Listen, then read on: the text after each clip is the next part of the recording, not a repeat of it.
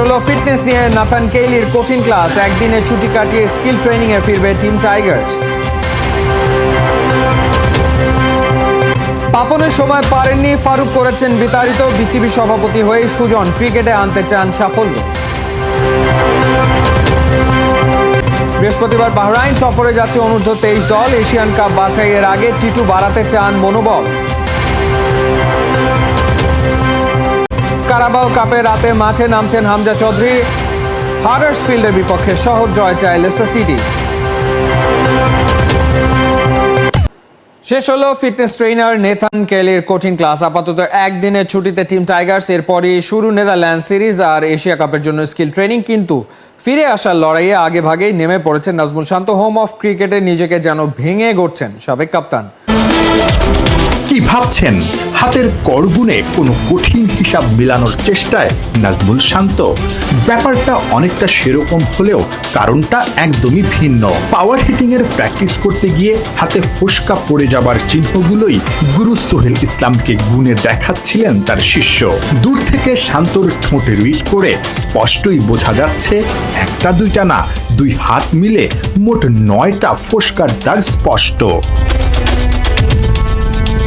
মনে একটু খটকা লাগতেই পারে, ব্যাটিং করতে গিয়ে হাতে ফোস্কা পড়বে কেন? রহস্য ভাঙবে যখন জানবেন আদ্যপান্ত।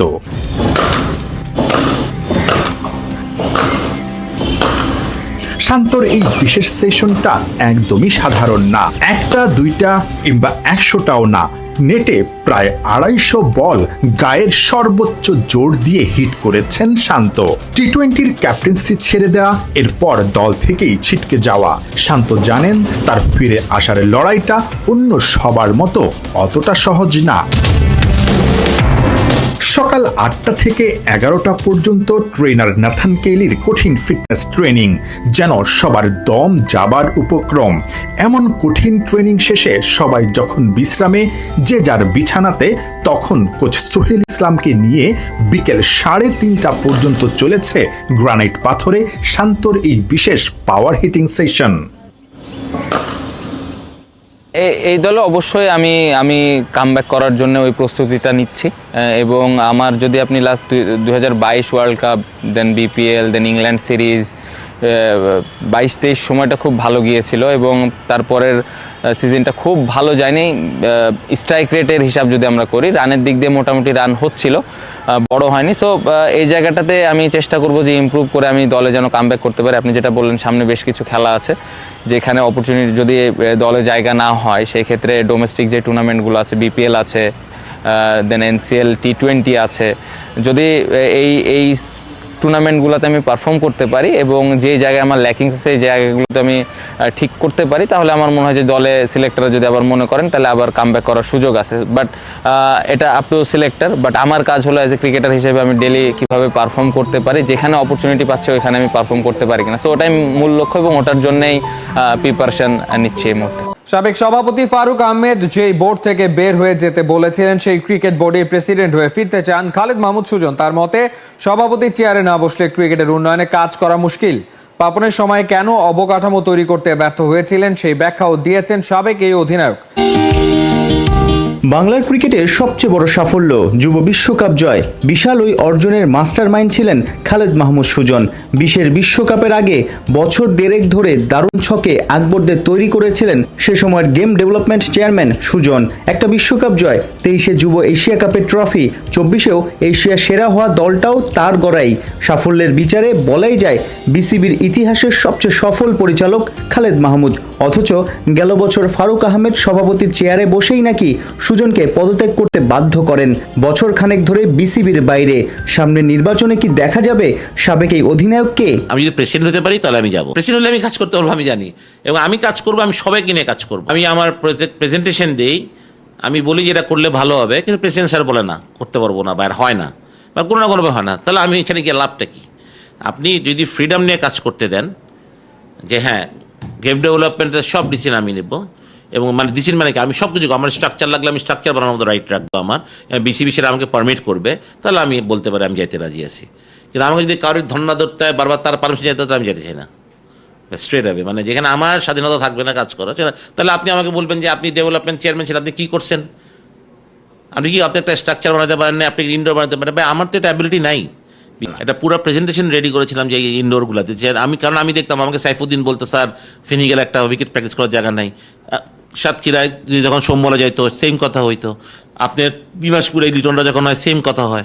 তো আমার কথা হচ্ছে যে আমার ন্যাশনাল প্লেয়ারের পাইপলাইন যেখানে, সেখানে যদি আমার ইনডোর থাকবে, এটা কী ধরনের কথা বিসিবির?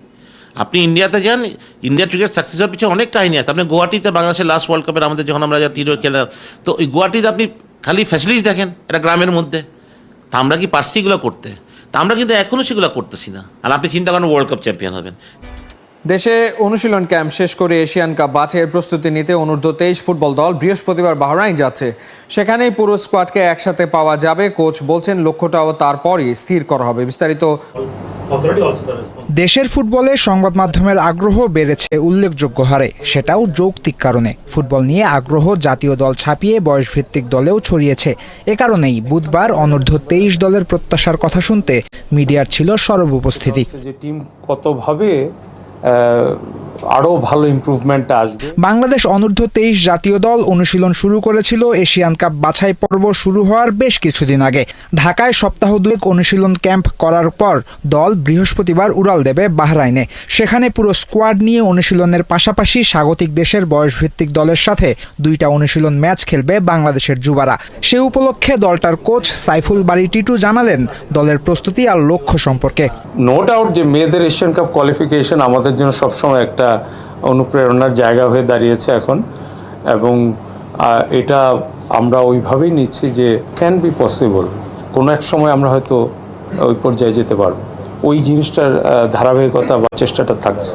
চ্যাম্পিয়নশিপে গুড স্টার্ট হয়েছে এবার কারাবাও কাপের পালা, যেখানে নতুন অ্যাসাইনমেন্টে রাতে মাঠে নামছে হামজা চৌধুরী লেস্টার সিটি, প্রতিপক্ষ হাডার্সফিল্ড। তবে এই ম্যাচে হামজাকে নিয়ে শুরু হয়েছে নানা সমীকরণ। হামজা খেলবেন নাকি খেলবেন না? লেস্টার সিটির ফেসবুক পোস্ট, যেখানে ম্যাচের সময়সূচিতে বিশ্বের বিভিন্ন শহরের সাথে আছে ঢাকার নাম। কারণটা সহজেই অনুমেয়, বাংলাদেশের ফ্যানরা রাত জাগবে শুধু হামজাকে দেখার জন্য। কারাবাও কাপের ফার্স্ট রাউন্ডের ম্যাচে, যেখানে হাডার্সফিল্ডের মুখোমুখি হবে লেস্টার সিটি। কারাবাও কাপে লেস্টার সিটি সবশেষ চ্যাম্পিয়ন হয়েছিল 25 বছর আগে। সব মিলিয়ে এই আসরে লেস্টারের ট্রফি মোট 3টা। প্রিমিয়ার লিগ থেকে রেলিগেটেড হওয়ায় এবার প্রথম রাউন্ড থেকেই কারাবাও কাপ শুরু করতে হচ্ছে হামজাদের। ফার্স্ট ম্যাচ তাও অ্যাওয়ে। হাডার্সফিল্ডের বিপক্ষে ম্যাচ শুরুর আগে অনেক কিছু বিবেচনা নিতে হচ্ছে লেস্টার কোচ মার্তি সিফুয়েন্তেসকে।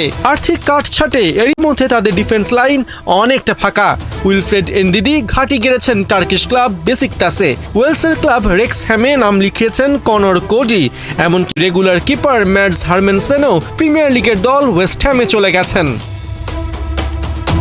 এসবের সাথে যুক্ত হয়েছে 2 ফুলব্যাক রিচার্ড পেরেইরা আর ভিক্টর ক্রিস্টিয়ানসেনের ইনজুরি। দুজনেই হাডার্সফিল্ডের ম্যাচে রুলড আউট। তাই ডিফেন্সে হামজা চৌধুরীর গুরুত্ব এই ম্যাচে আরেকটু বেশি। তবে স্টার্টিং 11-এ সুযোগ পাবেন কিনা তা নিয়েও আছে সংশয়। কেননা চ্যাম্পিয়নশিপের ফার্স্ট ম্যাচে শেফিল্ড ওয়েনেসডের বিপক্ষে রাইট ব্যাক জাস্টিন এবং সেন্টার ব্যাক ওকলি ও ভেস্টারগার্ড 3 জনেই দারুণ পারফর্ম করেছেন। ম্যাচে প্রত্যেকের রেটিংই ছিল 7-এর ওপর। হামজাকে সিফুয়েন্তেস কিভাবে ব্যবহার করবেন তা সময়ই বলে দেবে। তবে হাডার্সফিল্ড লেস্টারের জন্য বড় কোনো চ্যালেঞ্জের নাম নয়। হেড টু হেডে শেষ 6 ম্যাচের 5টাতেই আছে জয়, যেখানে 16 বার হাডার্সের জালে গোল উৎসব করেছে ফক্সরা।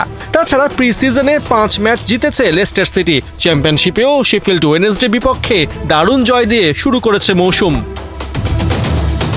তবে ইংল্যান্ডের লিগ 1-এর দল হাডার্সফিল্ডকে হালকাভাবে নেবার সুযোগ নেই। এবারের মৌসুমের 2 ম্যাচেই জয় তুলে নিয়েছে তারা। লেস্টারকে হারিয়ে অঘটন ঘটানোতেই থাকবে ফোকাস।